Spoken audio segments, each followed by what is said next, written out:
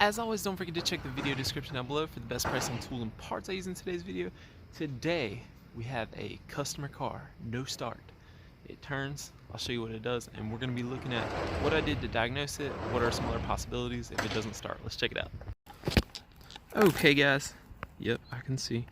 I got the keys here. First thing I do, I take the keys, I'm going to come on in here, and we're pretending I've never even looked at this car. This is what I do when I get to the customer. Be like, okay, no start, so what does it do? Okay, we hear a click. So we know we have some sort of electricity, but that doesn't mean the battery's good. So, first thing I would do on something like this is check the battery and battery connection.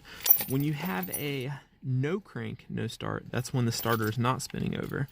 The most common things you're going to have is possibly a bad battery connection, a bad battery, a bad starter, and in some situations, a bad ignition switch. And for an ignition switch, when you turn the key, you're typically going to get nothing because it won't make a connection to the starter.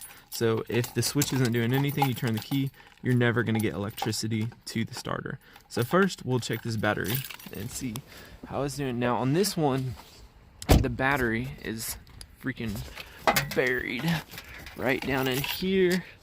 Hopefully you can see. And what I've done is I have my tool hooked up to the connectors. I don't know if you can see the negative back there, but this is my little tool. And what you can see is we got 11.6 volts. And it says no, 106. Okay. Now, it's a low charge. A fully charged battery is going to be, start me over, 96. A fully charged battery is going to be 12.6, and this is 11.6. So this is a uncharged battery. So technically, you're supposed to charge this thing up and then do this test. This is basically like a load test. And it's saying like 100 cranking amps out of probably like 500-600 cranking amps, which is why it's not starting. So if I jump this thing, which I did, it started to crank. So this one, the lady said she's never replaced the battery, so this one's likely a bad battery. It's tempting to come right up here to positive and negative to do this test and see if you got it right here, but that's not going to do the same kind of test. So you need to get that little tool on the actual battery, and you're just taking, it's got the little alligator clips, you're just clipping the red on the battery and you're clipping the negative on the battery. And if it's 12.6 and then it reads say like 100 cranking amps like ours did, then you know it's a bad battery because it's fully charged, yet the amps inside are not enough. You can think of the amps, I always use the water hose as the illustration for electricity. The pressure on the water inside of the hose is going to be your volts, and the actual water inside of the hose is going to be your amps. So this one, low pressure, but if you have high pressure, so you're 12.6 volts, low amps, you know the battery's done. You need to replace the battery. Now, connection. This one I don't really have a good way until I open that up, a good way to show you connection, but you're just looking for like that turquoise kind of build up stuff. You can look at the wires. If they're kind of fat and then get skinny again, that means that corrosion is all built up in the wire. Like, see, we'll just use this wire as an example. See, this one is fine all the way around, but if there's a bunch of corrosion and it gets fat right there, what you can do is you can cut it right there and then put your new connector on, strip it down, put a new connector on, and that'll fix the connection. Sometimes people have already replaced the connection and the wire's just kind of wiggling in there. Sometimes the connections are not on there tight. You just need to check for all that stuff.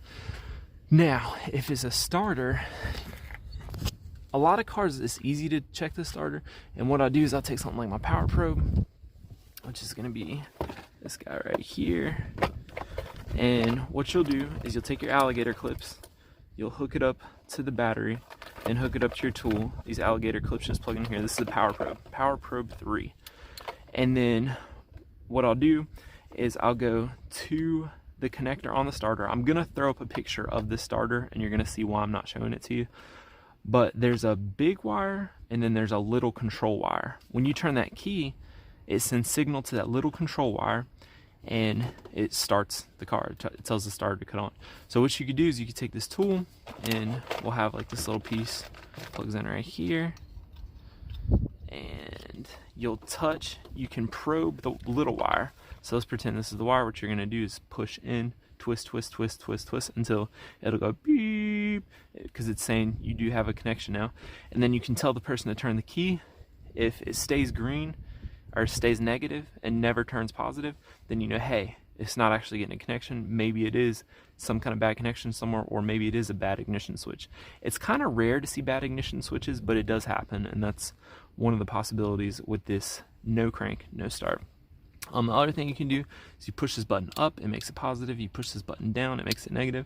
So you probe your wire, push the button up. Always make sure it's an automatic and in park. If it's a manual, make sure it's not in gear, and make sure it's not going to roll over you. But go ahead and then probe that small wire on the starter, hit the power button, and then if it spins over but it's not doing it from the key, you know there's something, the starter's fine, but there's another kind of bad connection or some other kind of culprit is causing the problem.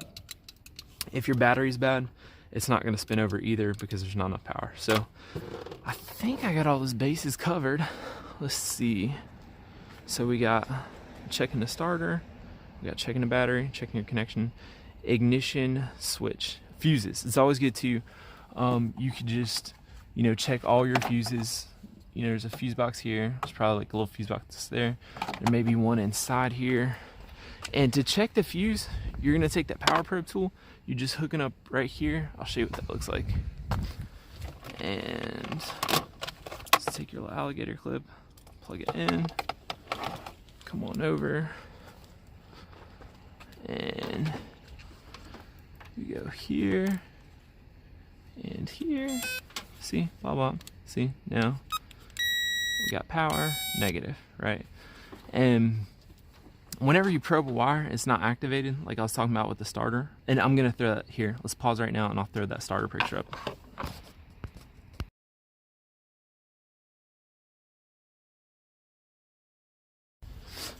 Okay, so like I said, when you probe it, it'll hit that, and then you hit this, and then you'll be powering it. And this tool is really neat. When you check stuff like your radiator fan, you can just probe the wire, give it power, see if your radiator fan is blown, stuff like that. If it turns on with this tool, you know the motor's good. If it doesn't, you know, or it's weak, you know it's a bad blower motor, and you rule out other things. So to check these fuses, what you're gonna do is you're gonna hook this tool up, and you're gonna go in the car, turn the key to the on position, because that's gonna power up all your circuits.